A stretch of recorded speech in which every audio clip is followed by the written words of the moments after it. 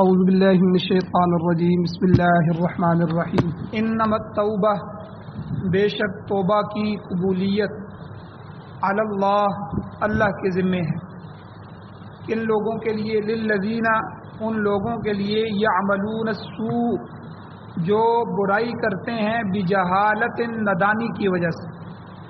نادانی کی وجہ سے، جہالت کی وجہ سے جن سے گناہ ہو جاتے ہیں، اللہ ان کی توبہ قبول فرماتے ہیں. ثم یتوبون وہ لوگ گناہ کرتے ہیں نادانی کی وجہ سے، ثم یتوبون پھر وہ توبہ کرتے ہیں من قریب جلدی ہی، گناہ کرنے کے بعد جلدی ہی ان کو جب امتحان آ جاتا ہے تو توبہ کرتے ہیں. فاولئک پس یہی وہ لوگ ہیں کہ یتوب اللہ علیہم اللہ تعالیٰ ان کے اوپر مہربانی کے ساتھ رجوع فرماتے ہیں، یعنی اللہ ان پر مہربانی کرتے ہوئے ان کی توبہ کو قبول کرتے ہیں. وکان اللہ علیما حکیما اور اللہ تعالیٰ علم والے ہیں اور حکمت والے ہیں، جاننے والے ہیں اور حکیم ہیں. ولیست التوبہ اور ان لوگوں کے لیے توبہ نہیں ہے للذین یعملون السیئات جو برائیاں کرتے رہتے ہیں، ہر وقت برائی اور برائیوں میں پڑے رہتے ہیں. حتیٰ یہاں تک کہ اذا حضر احدہم الموت کہ ان میں سے کسی ایک کو موت آ جاتی ہے، قال تو پھر موت کے وقت وہ کہتا ہے انی تبت الآن کہ بے شک میں توبہ کرتا ہوں اب میں توبہ کرتا ہوں. اللہ کہتے ہیں ایسے آدمی کی توبہ قبول نہیں. وللذین اور نہ ہی توبہ ہے ان لوگوں کے لیے یموتون جو مرتے ہیں وہم کفار اس حالت میں کہ وہ کافر ہوتے ہیں. کافر آدمی کی بھی توبہ قبول نہیں اور اس مسلمان کی بھی توبہ قبول نہیں جو موت تک گناہوں میں لگا رہے اور جب موت آ جائے، غرغرہ آ جائے، سکرات الموت آ جائیں، اس وقت کہے کہ میں اب توبہ کرتا ہوں. اولئک اعتدنا اللہ کہتے ہیں یہی وہ لوگ ہیں کہ ہم نے تیار کیا ہے لہم ان کے لیے عذابا علیما دردناک عذاب. سورۃ النساء پارہ نمبر 4 اور آیت نمبر 17 اور 18 یہ دو آیتیں آج کے درس میں تلاوت ہوئی ہیں، آپ نے ترجمہ سنا. سب سے پہلے ربط آیات، ان آیتوں کا پچھلی آیتوں سے ربط کیا ہے، کیا احکامات ہیں جو تسلسل سے بیان ہو رہے ہیں. سب سے پہلے اللہ تعالیٰ نے وراثت کے مسائل بیان فرمائے پیچھے، اور اس کے بعد دوسرے نمبر پر معاشرے کی درستگی اور اس کی پاکیزگی کے احکام کا تذکرہ فرمایا کہ کس طرح معاشرہ صحیح چل سکتا ہے، درست ہو سکتا ہے، انصاف کے ساتھ چل سکتا ہے، اور کس طرح معاشرے کو پاک رکھا جا سکتا ہے. اور اسی طرح زنا اور لواطت، ہم جنس پرستی، یہ دو گناہ ایسے ہیں اور جو انتہائی کبیر گناہ ہیں، یہ روحانی بیماریوں میں سے انتہائی کبیر بیماریاں ہیں. اللہ تعالیٰ نے ان دونوں کو پچھلی آیتوں میں ذکر فرمایا اور ان کی مذمت بیان فرمائی، اور بدکار عورتیں جو ہیں ان کو تعزیز یعنی موت تک محبوس رکھنے اور قید رکھنے کا حکم دیا، اور مردوں کو جو مرد کے ساتھ بدفعلی کریں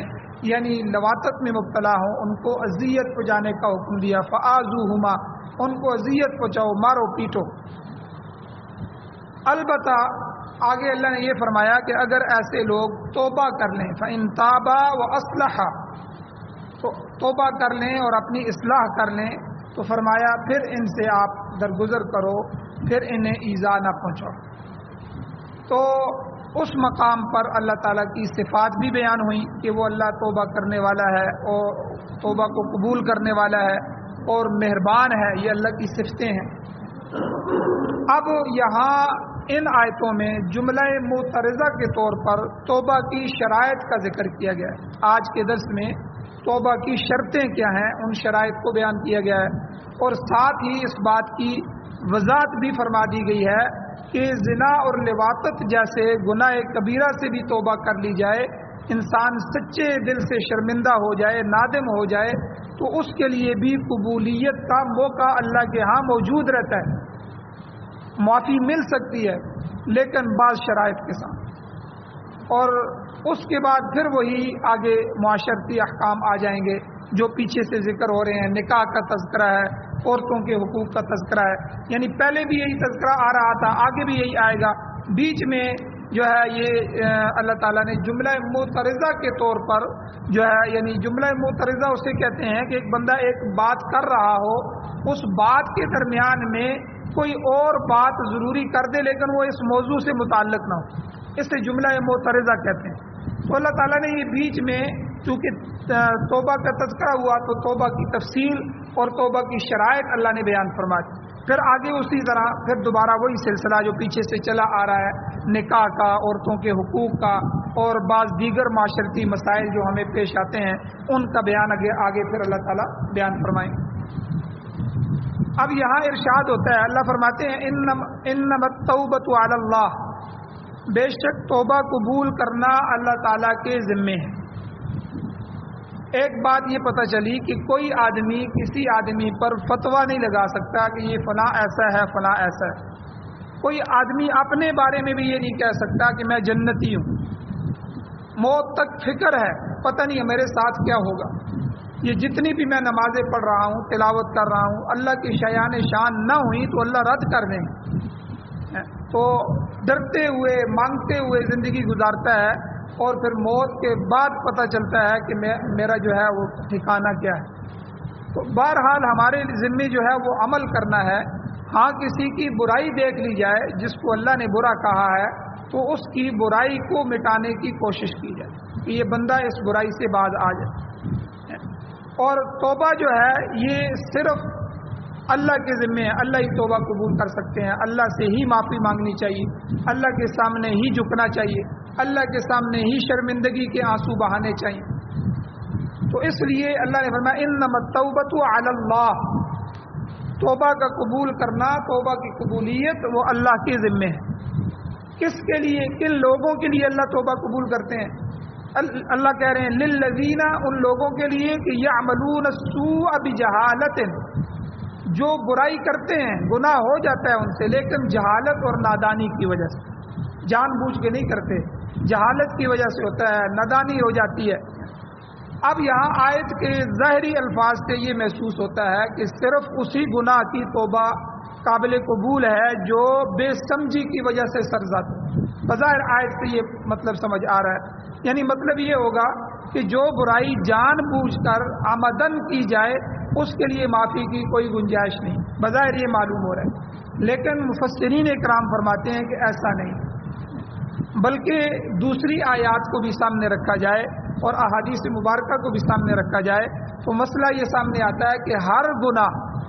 چاہے وہ عمدن سرزد ہو، جان بوجھ کر کیا ہو، یا خطاً ہو یعنی غلطی سے ہو گیا، جہالت اور نادانی سے ہو گیا، ہر حالت میں قابل معافی ہے، کیونکہ یہاں پر جہالت سے مراد حماقت اور بے وقوفی ہے، اور گناہ جب بھی کیا جائے وہ حماقت ہی کا نتیجہ ہوتا ہے۔ اور حماقت اس لیے کہ گناہ کرنے والے کی نظر گناہ کے انجام تک نہیں پہنچتی، جس کی وجہ سے وہ گناہ کا اقدام کر لیتا ہے، گناہ کر لیتا ہے۔ اگر گناہ کا انجام اس کے سامنے ہو تو کبھی گناہ پر وہ قدم نہ بڑھائے، اقدام نہ کرے، مگر حقیقت یہ ہے کہ جب بھی کوئی شخص برائی کا ارتکاب کرتا ہے تو اس پر غفلت کے پردے پڑے ہوتے ہیں، وہ موقع سے، محل سے، حالات سے، کسی آدمی سے مجبور ہو جاتا ہے یا کوئی ایسا فضا بن جاتی ہے کہ اس سے وہ گناہ ہو جاتا ہے۔ تو بہرحال جہالت سے مراد یہ ہے کہ گناہ کرتے وقت انسان کے ذہن اور فہم پر پردے پڑے ہوئے ہوتے ہیں، گناہ عمدن ہو، جان بوجھ کر ہو یا بھول کر ہو،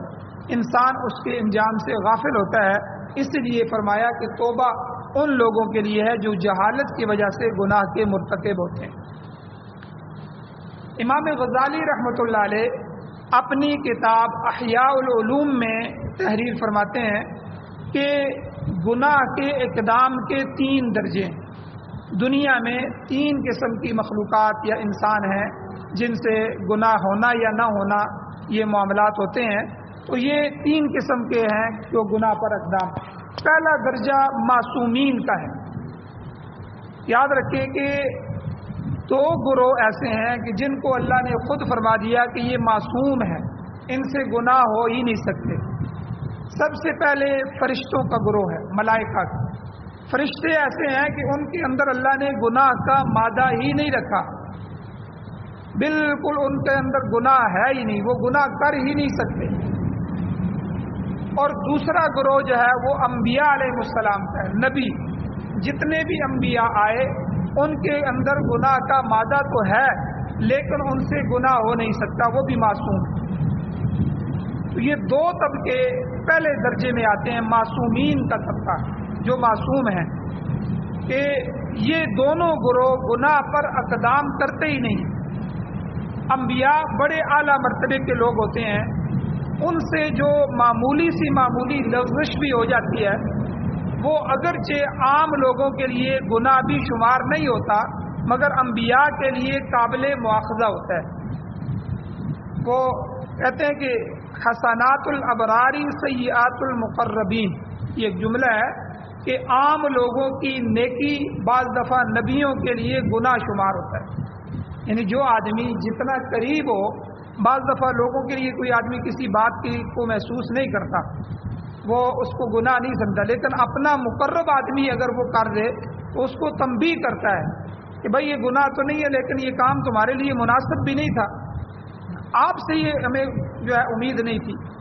یا آپ کو یہ نہیں کرنا چاہیے تھا۔ تو اسی طرح انبیاء اللہ کے سب سے زیادہ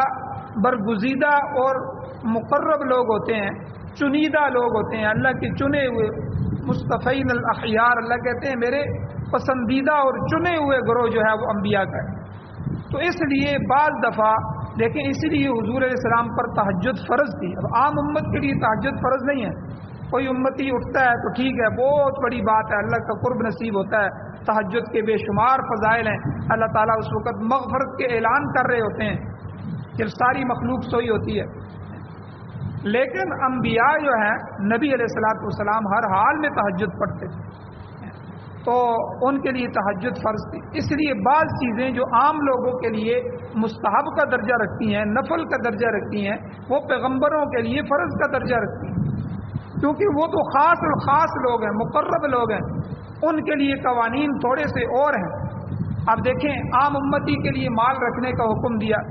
آپ مال جمع کر سکتے ہیں، لاکھوں روپے اپنے بینک بیلنس میں ڈال سکتے ہیں، اپنے کاروبار کو بڑھا سکتے ہیں، لیکن نبی علیہ الصلوۃ والسلام کا یہ درجہ نہیں تھا، وہ اللہ کے قریب تھے، وہ تو ایک دن کے لیے بھی مال اپنے پاس نہیں رکھتے۔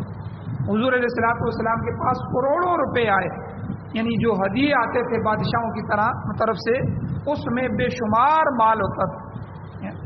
کتنے ہی ہدایہ حضور کے پاس پہنچے، لیکن حضور علیہ السلام نے حضرت بلال رضی اللہ تعالیٰ عنہ کو مقرر کیا کہ آپ ان کو بانٹ دیں، ان کو صدقہ کریں،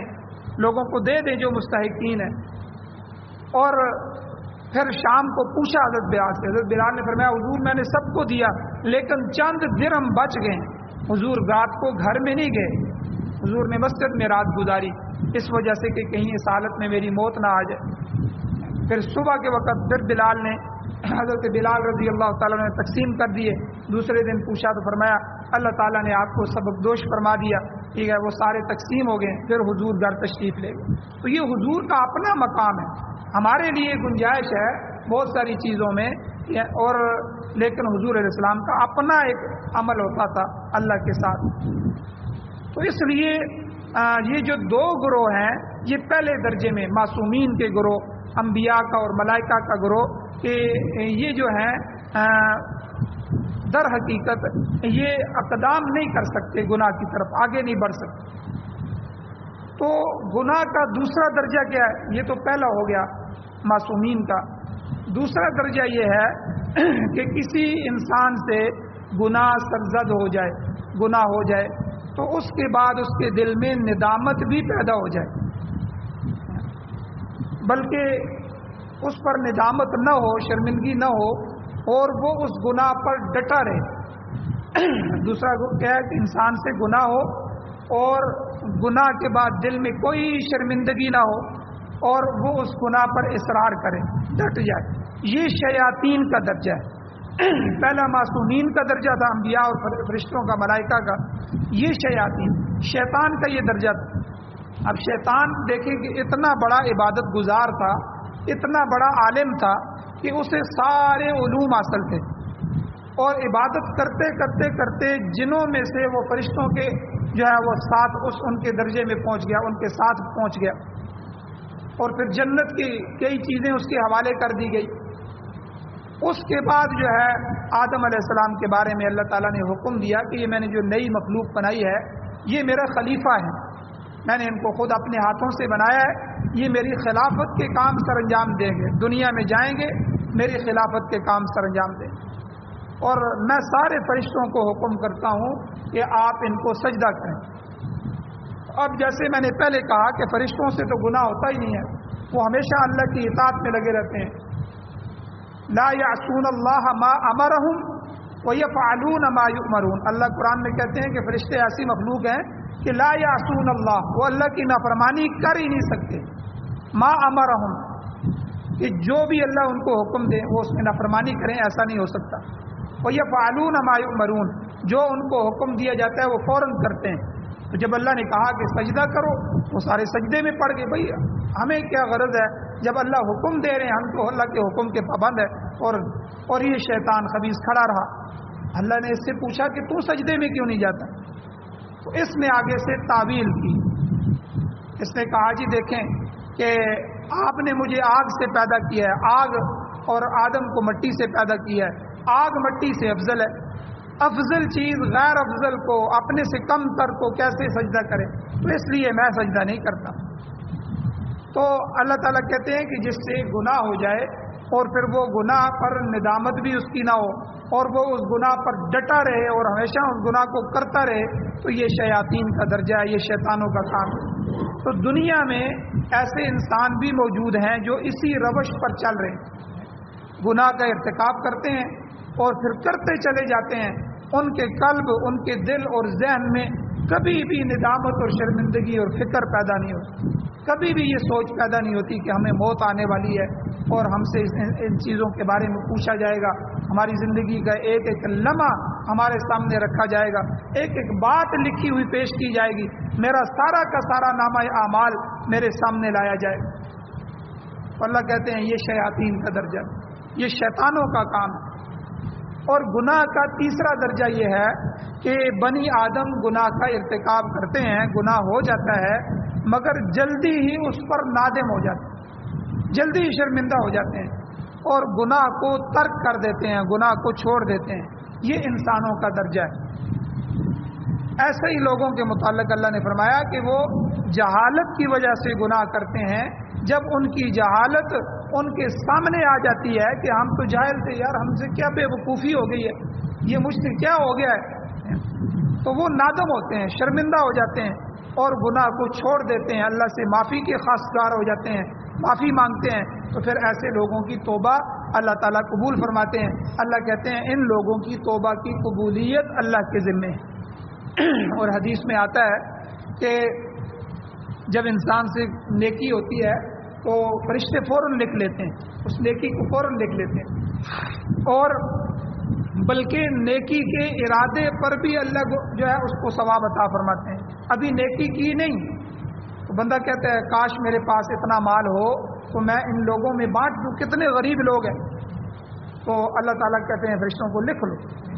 اس نے نیکی کا اظہار تو کیا ہے۔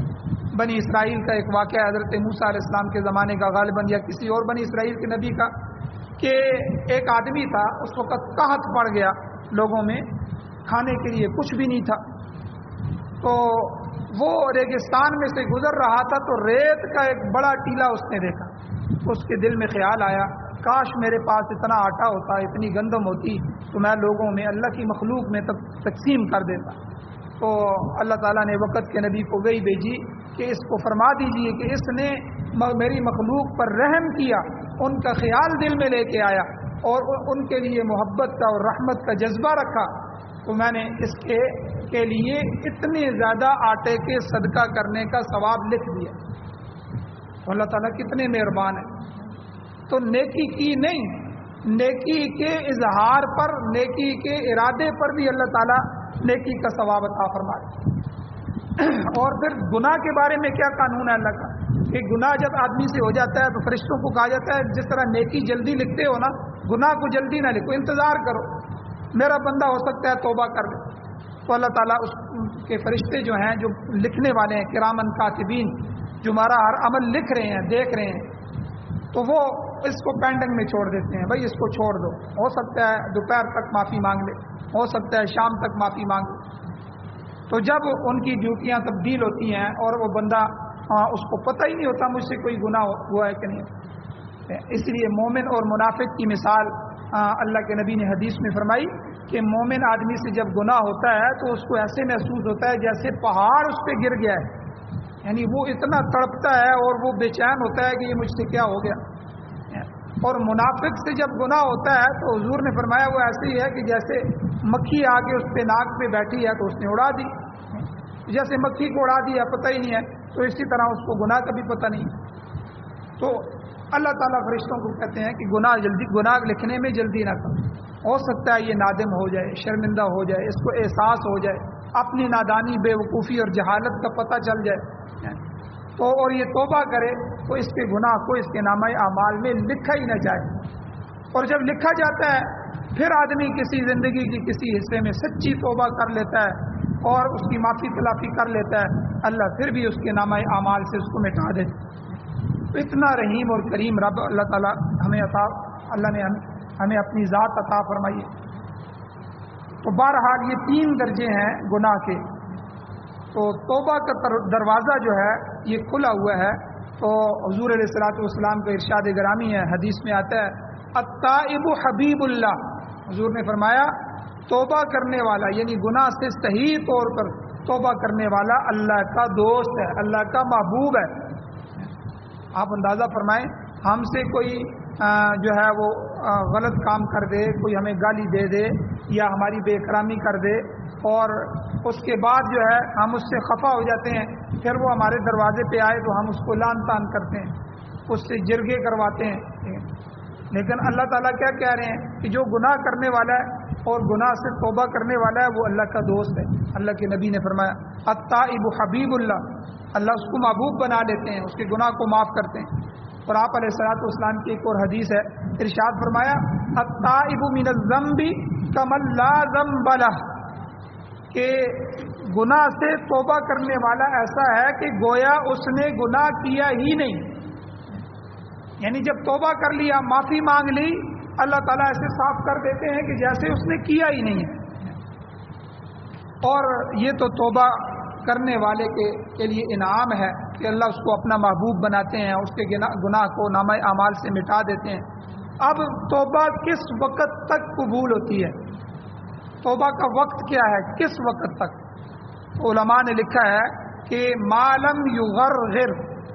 جب تک انسان پر غرغرہ واقعہ نہ ہو۔ غرغرہ کہتے ہیں سکرات الموت، موت کی سختیاں شروع ہو جائیں، آخری سانس اکھڑ جائے، جب اس پر حالت نزع طاری ہو جائے، پردہ اٹھ جاتا ہے، دنیا کے پردے ختم ہو جاتے ہیں، آخرت کے پردے اٹھ جاتے ہیں، فرشتے نظر آنے لگتے ہیں، اس وقت توبہ قبول نہیں ہوتی، توبہ کا دروازہ بند ہوتا ہے۔ یہ توبہ کا دروازہ اسی وقت تک کھلا رہتا ہے جب تک انسان کے ہوش و حواس بالکل قائم رہتے ہیں، برقرار رہے، ہوش میں ہوتا ہے، دنیا کے معاملات سے گزر رہا ہوتا ہے، بیٹے بیٹی کو بیوی کو پہچان رہا ہوتا ہے، معاملات چل رہے ہوتے ہیں، اس وقت تک جو ہے انسان کی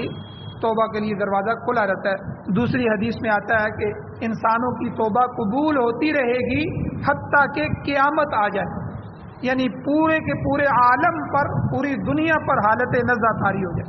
یعنی ایک تو آدمی ہوتا ہے، آدمی کی موت جو ہے اس کی قیامت ہے،